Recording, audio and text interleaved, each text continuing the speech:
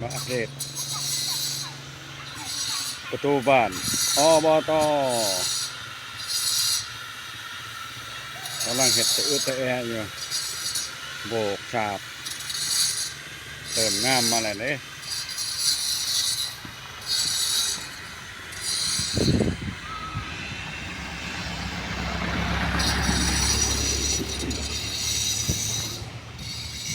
ต้นเจ้าเพิ่นก็ได้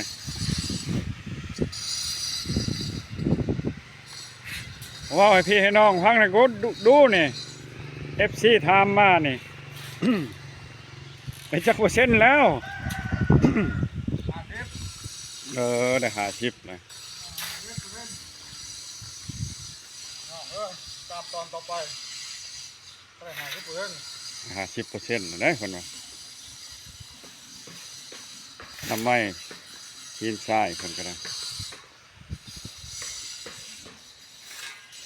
50%แล้ว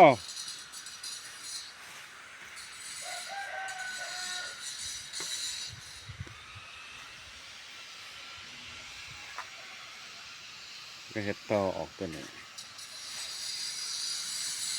มานี่ประตูใหญ่อยู่นี้พอละตัวนี้ก็มีกกมากนิยมชมชอบหวาน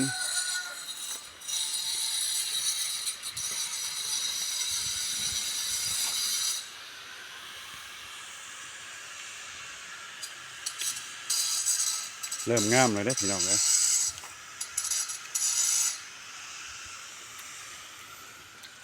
เอาสำนีเด้อพี่น้องเด้อมาอัปเดตการสร้างหัวสร้างกำแพงของท่านอบตเพิ่นขอบใจบ๊ายบาย